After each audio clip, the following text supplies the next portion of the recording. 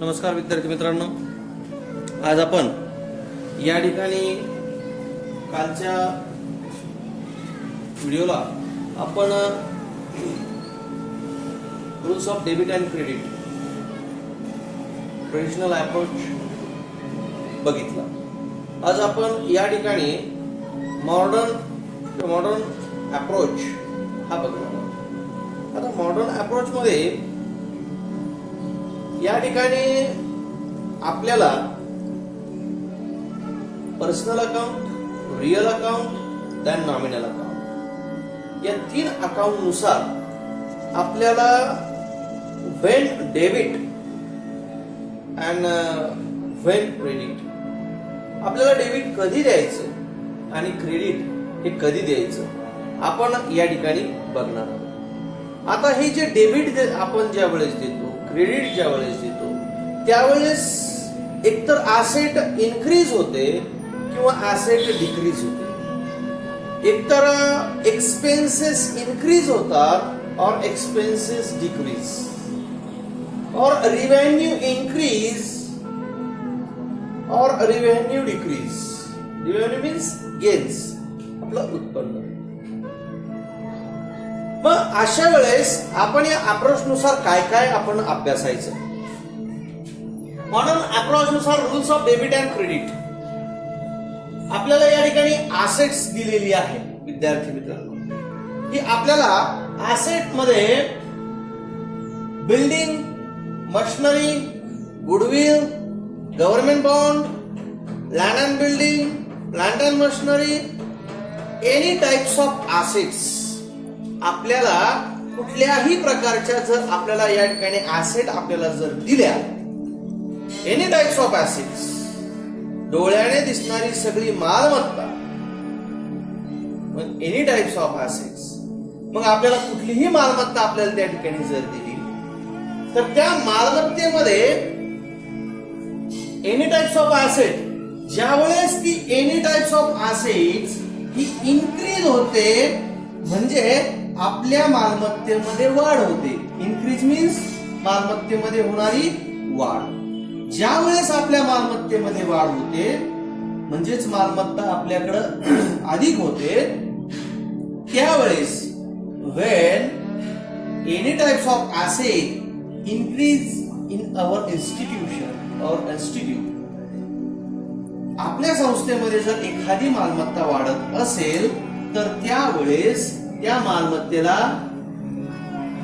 Debit द्यायचं. Okay, then मग मालमत्ता डेबिट इन्क्रीज होते, डेबिट द्यायचं का? Debit what comes in all types of tangible assets, सगळ्या प्रकारच्या दृश्य मालमत्ता या आपल्या रिअल अकाउंट मध्ये येतात. रिअल अकाउंट काय सांगतो? Debit what comes in, increase झाली, मालमत्ता वाढली म्हणजे आपल्या मालमत्तेमध्ये भर पडली, मालमत्ता आली.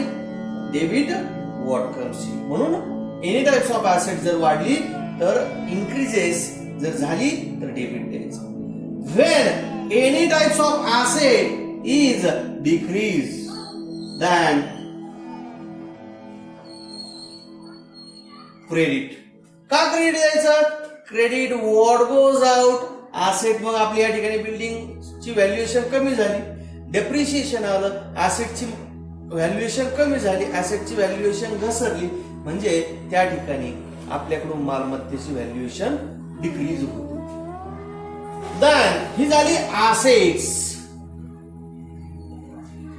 त्यानंतर लायबिलिटीज, ही मालमत्ता, ही आपली देणी दायित्व, जे आपल्या व्यवसायाला देणं असतं किंवा आपल्याला एखाद्याची उधारी देणं असतं. त्याच्यामध्ये काय काय इन्व्हॉल्व होतं? बँक ओव्हरड्राफ्ट, अधिविकर्ष सवलत जी बँकेद्वारे आपल्याला दिली जाते. What is called bank overdraft? Bank अधिकर्ष सवलत. बँक अधिकर्ष सवलत म्हणजे काय? की आपल्या अकाउंटवर, समजा आपलं व्यवसायाचं अकाउंट आहे, आपल्या अकाउंटवर 50,000 रुपये रक्कम शिल्लक आहे आणि आपण एखाद्या व्यापाऱ्याला 1 लाख रुपयाचा चेक दिला. अशा वेळेस बँक काय करते की आपल्याला इन्फॉर्म करते की तुमच्या अकाउंटवर 50,000 रुपये शिल्लक आहे. तुमच्या अकाउंटवर 50,000 शिल्लक आहे, तुम्ही चेक दिला 1 लाख रुपयाचा, तर तो चेक तुमचं बँकेमध्ये असणारं रेप्युटेशन, तुमच्या संस्थेचं बँकेमध्ये असणारं रेप्युटेशन बघून तो चेक पेड केला जातो, वाटवला जातो. म्हणजे तुमच्या अगोदर 50,000 शिल्लक, तुम्ही चेक दिला 1,00,000चा. मग अशा वेळेस बँक काय म्हणते, ठीक आहे, ह्या संस्थेचं रेप्युटेशन चांगलं आहे, मग बँक स्वतःच्या कडची रक्कम 50,000 त्याच्यामध्ये टाकते आणि तो चेक पूर्ण करते, त्याचा अनादर होऊ देत. परंतु बँक आपल्याला कळवते की तुम्ही निर्धारित वेळेमध्ये, दिलेल्या वेळेमध्ये, मग तो दिलेला ड्युरेशन किती आहे, 45 दिवस आहे, 42 दिवस आहे, 1 महिना आहे, त्या निर्धारित वेळेमध्ये आम्ही तुमच्या वतीनं जो चेक भरलेला आहे, 50,000 रक्कम जी टाकलेली आहे, ती रक्कम तुम्ही आमच्या बँकेमध्ये आणून भरायची आहे. त्याच्यावर काय नाममात्र व्याज असतं ती बँक आपल्याकडून आकारत असते. त्याला म्हटलं जातं अधिविक्रय सवलत. म्हणजे बँकेला आपल्याला ते 50,000 रुपये देणं आहेच, ते बँकेवर राहतं. दॅन बँक लोन, आपण बँकेकडून घेतलेलं लोन.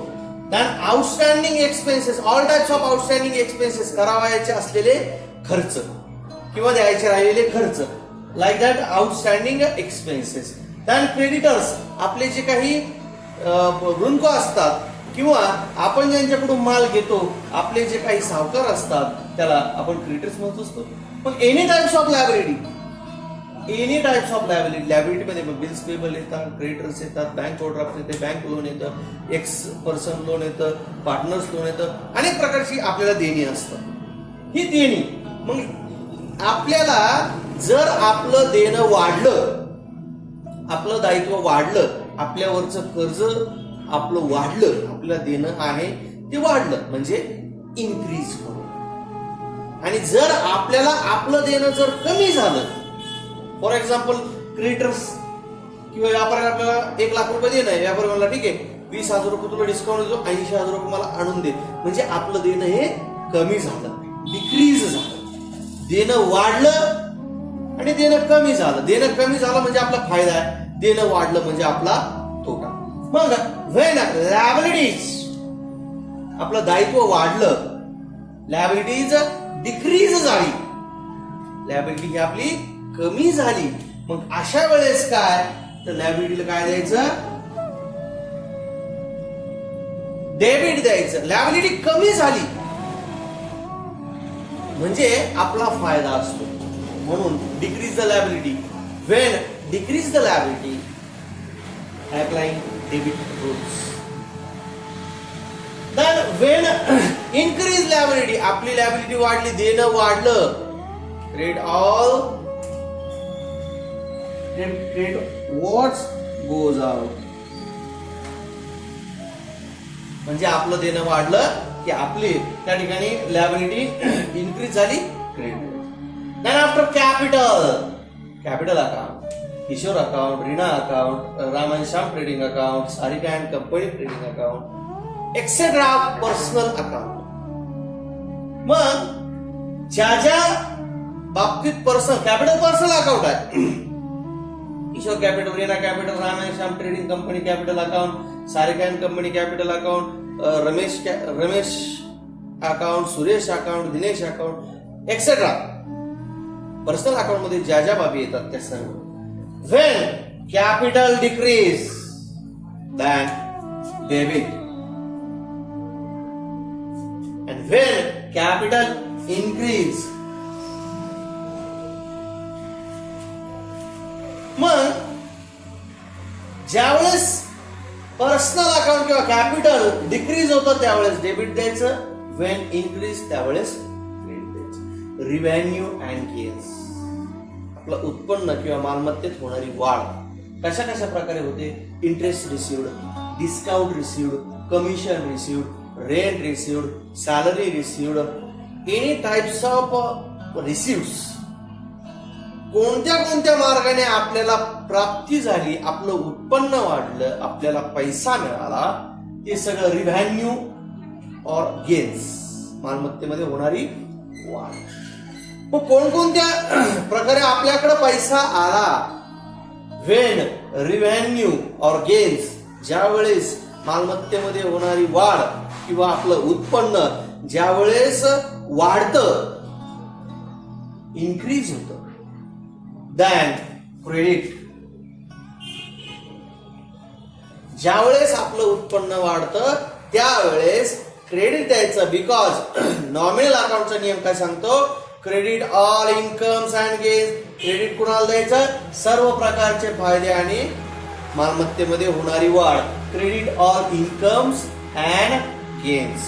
मग इंटरेस्ट रिसिव्ड झाला, डिव्हिडंड रिसिव्ड झाला, कमिशन रिसिव्ड झालं, आरडी रिसिव्ड झाली, रेंट रिसिव्ड झाला, सॅलरी रिसिव्ड झाली. Any types of receiveds or earn, then when increase the revenue and gain, then credit. पण ज्या वेळेस आपलं उत्पन्न कमी होतं, मालमत्तेमधली वाढ ही कमी होते, डिक्रीज होते. उत्पन्न आपलं कमी होतं, उत्पन्न घसरतं, मालमत्तेमध्ये होणारी वाढ कमी होते, त्यावेळेस त्याला डेबिट द्यायचं. Because debit all expenses and losses. उत्पन्न घसरलं म्हणजे आपला तोटा झाला, म्हणून व्हेन रिव्हेन्यूज डिक्रीज, त्यावेळेस आपण डेबिट द्यायचं. त्याने एक्सपेन्सेस अँड लॉसेस अकाउंट, मग all types of expenses in the account. Salary, rent, wages, loss by fire, insurance, taxes, त्याच्यानंतर sundry expenses, miscellaneous expenses, many types of printing and stationery, many types of expenses. प्रत्येक गोष्टीचा जो काही खर्च आहे, ज्या वेळेस आपला खर्च वाढतो, ज्या वेळेस आपला खर्च वाढतो, एक्सपेन्सेस इन्क्रीज होतो, than you debit. When expenses decrease, आपला खर्च कमी होतो. ज्यावेळेस आपला खर्च कमी होतो, त्यावेळेस आपण क्रेडिट द्यायचं. मग ज्यावेळेस आपला खर्च कमी होतो, आपला खर्च कमी झाला म्हणजे आपलं उत्पन्न ऑटोमॅटिकली वाढलं, मग आपला खर्च कमी झाला म्हणजे आपण त्या ठिकाणी वेन एक्सपेन्सेस डिक्रीज, अशा वेळेस आपण क्रेडिट द्यायचं. तर हे विद्यार्थी मित्रांनो, मॉडर्न अप्रोच नुसार rules of debit and credit आपण या ठिकाणी अप्लाइंग केलेले आहेत.